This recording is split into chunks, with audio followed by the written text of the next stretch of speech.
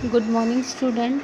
पहली बात तो ये बिज़नेस स्टडी की वीडियोस पे मेरे को व्यूज़ कम मिल रहे हैं, यानी कि आप लोग बिज़नेस स्टडी को नहीं देख रहे हैं। ठीक है, तो आप लोग रेगुलर देखिए भाई वीडियो। बिज़नेस स्टडी भी आपका मेन सब्जेक्ट है और इसको भी आपको लर्न करना है। ठीक है। ह्यूमन रिसोर्स मैनेजमेंट देखिए, हमने अपनी नई यूनिट स्टार्ट करी थी। स्टाफिंग की पढ़ लिए थे, फीचर्स एंड इम्पोर्टेंस। अब ह्यूमन रिसोर्स मैनेजमेंट हमने पढ़ा था। Staffing is a human activity और ये सोशल हमारी जो सोशल रिस्पॉन्सिबिलिटीज़ होती हैं उसको भी फुलफ़िल करती है, क्योंकि ये पर्सन से रिलेटेड है। तो हमें एक कंसेप्ट, आजकल जो नई कंसेप्ट आ रही है वो क्या है, ह्यूमन रिसोर्स मैनेजमेंट। आपने सुना भी होगा HRM। आजकल जो MBA का कोर्स होता है वो भी इस फील्ड में होने लगा है, ह्यूमन रिसोर्स मैनेजमेंट की फील्ड में होने लगा है। तो all means of production, man, material, machine and money में भी डिवाइडेड इनटू पार्ट्स, एक्टिव और passive. Active means including man, while machine, material और जो आपका क्या है मनी, वो क्या है, पैसिव पार्ट है। कि वो एक्टिव पार्ट कौन है, मतलब कि जो आपका सजीव चीज़ है वो क्या है, मैन है। Enterprise have a large quantity to passive means of production such as machine, material, money, but the same are no use if properly utilise. लेकिन इन सब का कोई मतलब नहीं रहेगा अगर इनको यूटिलाइज सही से नहीं किया जाएगा। और इनको यूटिलाइज कौन करती है, मैन पावर। मशीन को कौन चलाएगा, व्यक्ति चलाएंगे। मनी कौन यूज़ करेगा, व्यक्ति करेंगे। मटेरियल कौन यूज़ करेगा, पर्सन करेंगे। तो ये तभी फुल यूटिलाइज होंगे जब आपके पास मैन पावर अच्छी है। और मैन पावर अच्छी होने का मतलब आपके जो कर्मचारी हैं वो फुल एफिशिएंट है, फुल ट्रेन है, वो इस लायक है कि वो इन चीज़ों का सही से प्रयोग कर सके हैं। तो आजकल इसके लिए क्या हो गया है, एक नया डिपार्टमेंट बनाया जाने लगा है जो लार्ज ऑर्गेनाइजेशन है, जिसको कहा जाता है ह्यूमन रिसोर्स डिपार्टमेंट। और जो इसका हेड होता है उसको क्या कहा जाता है, ह्यूमन रिसोर्स मैनेजर कहा जाता है। Meaning of human resource management is a branch of management which is concerned with the recruitment,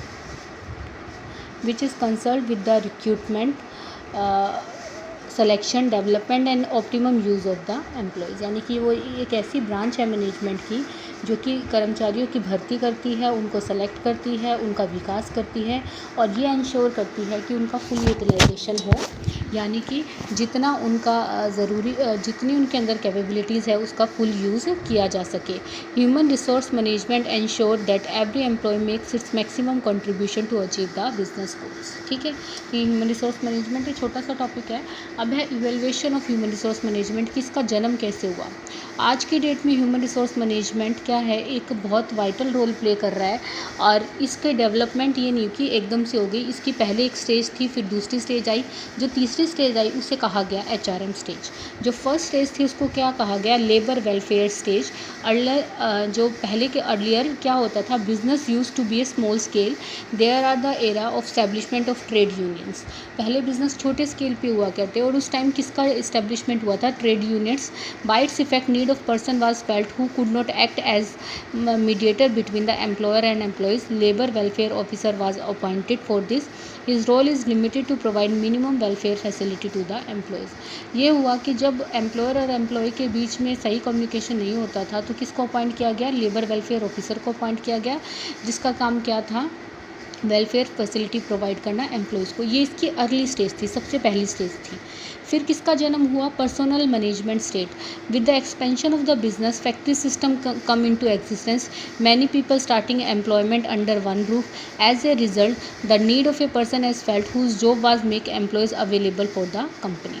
अब क्या हुआ, जैसे जैसे और विकास हुआ, देश का बिज़नेस का विकास हुआ, तो क्या हुआ, बहुत सारे लोग एक ही छत के नीचे काम करने लगे। तो इसका रिज़ल्ट क्या हुआ, एक ऐसे पर्सन की ज़रूरत हुई जो कि कंपनी को क्या करा सके, एम्प्लॉयज़ प्रोवाइड कर सके। With this approach earlier personal officer और उसके बाद पर्सनल मैनेजर को क्या किया जाने लगा, अपॉइंट किया जाने लगा, जिनका रोल केवल कहाँ तक लिमिट था, लोगों को चुनना और उनको क्या करना, एम्प्लॉय को प्लेस करना, यानी कि उनको उनकी जॉब को सौंपना। तो ये था पर्सनल मैनेजमेंट की स्टेज। लेकिन फिर फर्दर बिजनेस का एक्सपेंशन हुआ, यानी कि और बिजनेस का विकास हुआ और फिर क्या हुई, जो फ्रेज आई उस स्टेज को क्या कहा गया, HRM स्टेज कहा गया, ह्यूमन रिसोर्स मैनेजमेंट कहा गया। In this situation the need was felt for training and development of the employees. यहाँ पर क्या महसूस किया गया कि एम्प्लॉयज़ की क्या होनी चाहिए, ट्रेनिंग और डेवलपमेंट होने चाहिए। ह्यूमन रिसोर्स एक इम्पॉर्टेंट पार्ट प्ले करता है किसी भी ऑर्गेनाइजेशन के कंप्लीट डेवलपमेंट में। With this ideology, personal manager was replaced by the human resource management. तो पर्सनल मैनेजर को किसने रिप्लेस कर दिया? ह्यूमन रिसोर्स मैनेजमेंट ने रिप्लेस कर दिया। उनकी जॉब क्या थी? केवल उनको सेलेक्ट करना नहीं था, बल्कि उनको अपनी ऑर्गेनाइजेशन का पार्ट एक लंबे समय तक बनाए रखना था। तो पहली जो स्टेज थी लेबर वेलफेयर स्टेज, उसका काम केवल क्या था कि लेबर की वेलफेयर की एक्टिविटीज़ तक ही लिमिटेड था। फिर और बिजनेस बढ़ा, एक ही छत के नीचे बहुत सारे लोग काम करने लगे, तो पर्सनल मैनेजर का जन्म हुआ। पर्सनल मैनेजर के बाद फिर बिजनेस का और ज़्यादा एक्सपेंशन हुआ, तो किसकी ज़रूरत महसूस की गई? ह्यूमन रिसोर्स मैनेजर की ज़रूरत महसूस की गई। और पर्सनल मैनेजर का स्थान किसने ले लिया? ह्यूमन रिसोर्स मैनेजर ने ले लिया।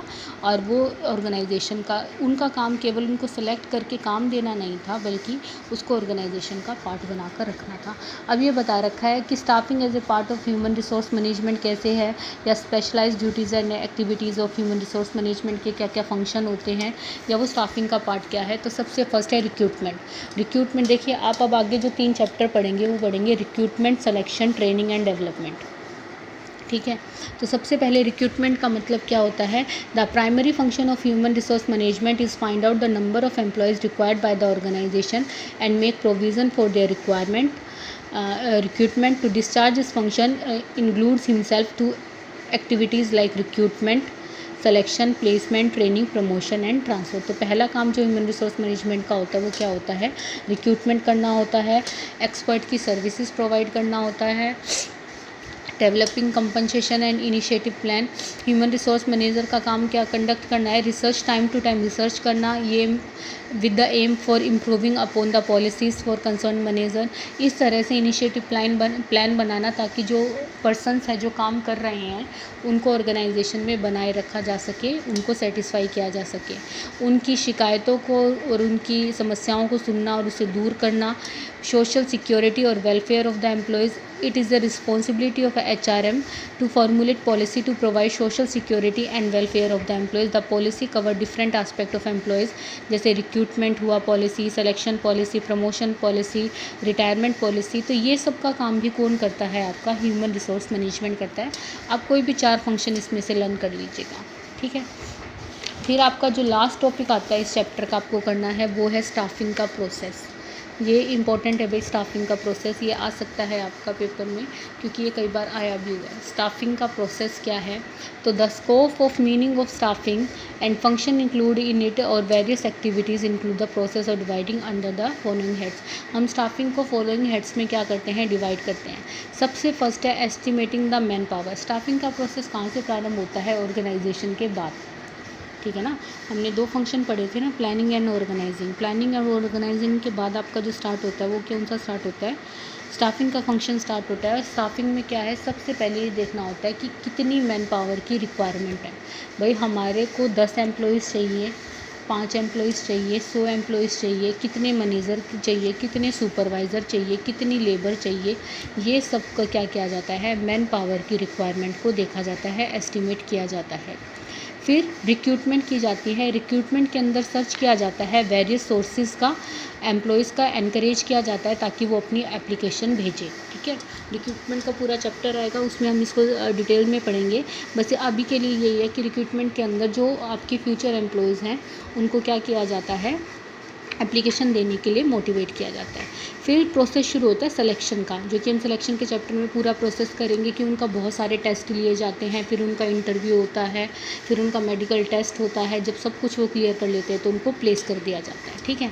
तो फिर उनका सिलेक्शन किया जाता है। प्लेसमेंट और ओरिएंटेशन का मतलब क्या होता है? Placement means join the post, he or she has to be selected. और orientation the employees is given brief presentation about the company and its introduction to the superior, subordinate and colleagues. Placement का मतलब है कि जब उसको select कर लिया तो जो उसकी जॉब है उस पर उसको बिठाया जाता है। और एक ओरिएंटेशन का मतलब होता है कि एक ब्रीफ वो अपना क्या दे देता है? इंट्रोडक्शन दे देता है, जो भी उसके सीनियर्स होते हैं, उसके कोलिग्स होते हैं, उन सबको, ठीक है। उसके बाद है ट्रेनिंग एंड डेवलपमेंट। एक और स्टेप आता है कि जब उसको उसका काम सौंप दिया जाता है तो ये नहीं कि काम दे दिया बस बहुत है। उसके बाद उसको नए सीखने के लिए, डेवलप करने के लिए ट्रेनिंग दी जाती है। फिर उसकी परफॉर्मेंस अप्राइजल का मतलब होता है कि एवरी एम्प्लॉय को जज किया जाता है कि capability of actual work performance is compare with the work assign to him, यानी कि उसने असली में कितना काम किया है और उसको क्या काम दिया गया था, उसने कैसी परफॉर्मेंस की है। अगर उसकी परफॉर्मेंस अच्छी होती है तो उसकी प्रमोशन और कैरियर प्लानिंग के क्या किए जाते हैं, बनाए जाते हैं, उसको हायर पोस्ट पे प्रमोट किया जाता है। कंपनसेशन का मतलब होता है this step staffing process involves fixing the compensation of an employees for his contribution to the employ.